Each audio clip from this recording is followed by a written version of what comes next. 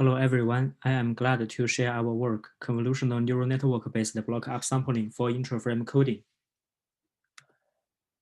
This is the outline of the presentation. Video resolution keeps increasing in recent years. The large amount of video data has raised great challenges to video storage and transmission systems. To address this problem, we need to increase the compression efficiency. Although the resolution becomes higher and higher, such a high resolution may not be always necessary to carry important visual information in videos. Therefore, people develop a resampling-based method to improve the compression efficiency. In the resampling-based video coding, the video is first downsampled prior to encoding and then upsampled after decoding.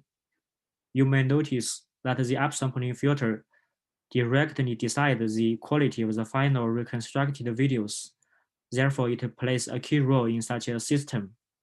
However, most of previous studies adopt fixed handcrafted interpolation filters, which may limit the compression efficiency. Inspired by the remarkable progress achieved by deep learning-based image super resolution, we propose a CM-based block upsampling scheme for intra-frame coding in this work. This figure gives the framework of the proposed method. Overall, there are two levels of adaptivity in the proposed method, which are adaptive downsampling rates and adaptive upsampling filters.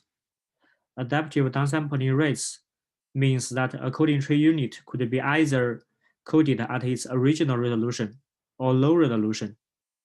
And the adaptive upsampling filters means that a downsampled CTU could be either upsampled by CM-based filter or traditional DCT-based interpolation filter. We also study the coding parameters setting for low-resolution coding to pursue frame-level rate-distortion optimization. And we also propose a second stage upsampling to further improve the reconstruction quality. I will introduce the three modules one by one in the following part. This figure is the structure of luma upsampling network. There are three key features. First, we apply residue learning to improve the convergence speed and the performance. The residue learning means that we first upsample the downsampled coding tree unit with a DCT-based interpolation filter. Then we subtract the DCT IF upsampled version from the original samples to derive a residue samples and treat the residue sample as the label during training. Second, we use multi-scale kernels at the second and fourth layers. For example, at the second layer, there are two types of kernels with size 5 by 5 and 3 by 3.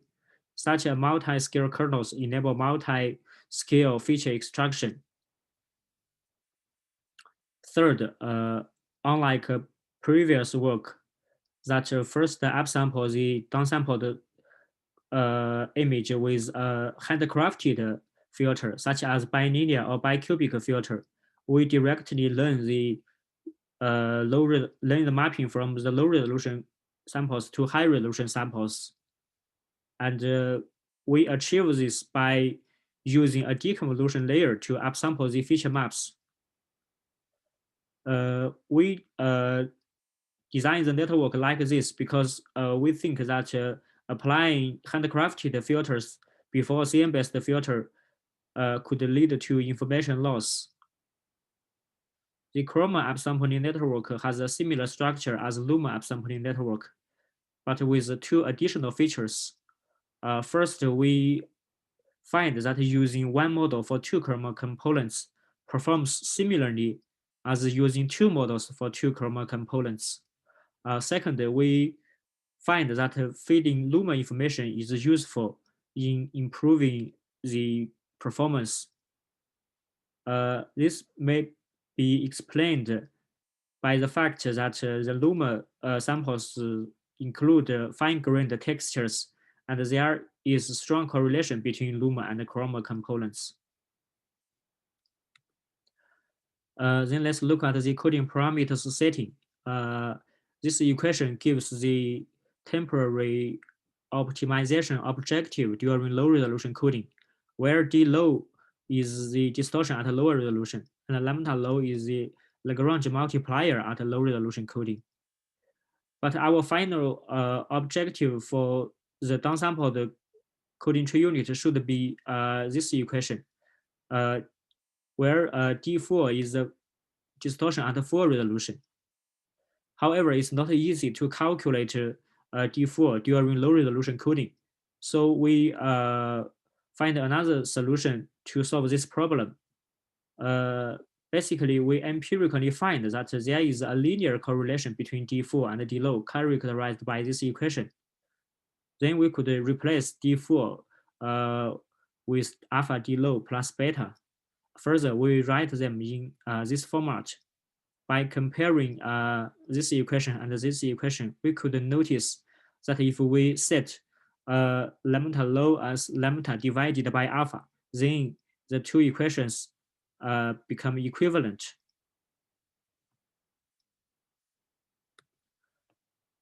This figure gives the process of two-stage upsampling. When we are compressing current coding tree unit, its right and bottom samples are not available.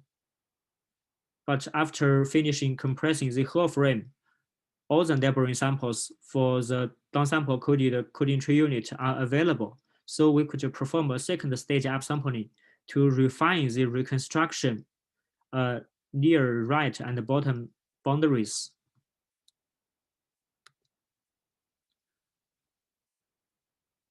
Here, let's look at the results of the proposed method.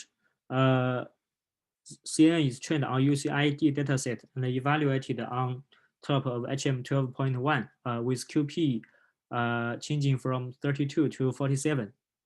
For HEVC test sequences, the average BD rate reduction is 5.5%. For 4K test sequences, the average BD rate reduction is 9%.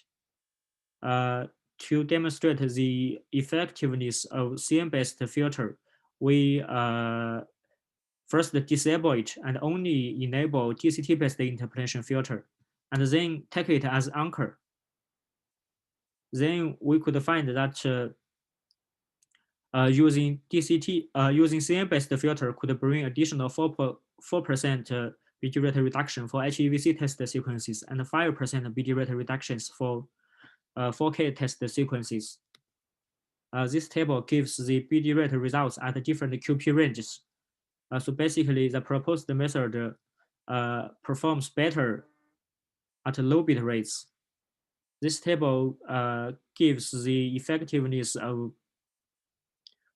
two levels of adaptivity. For example, P heating means the ratio of downsampled CTU among all CTUs, and P luma means the CN upsampled CTUs among all downsample coded CTUs. The high number means that the two levels of adaptivity are useful. This table gives the benefit of second stage upsampling.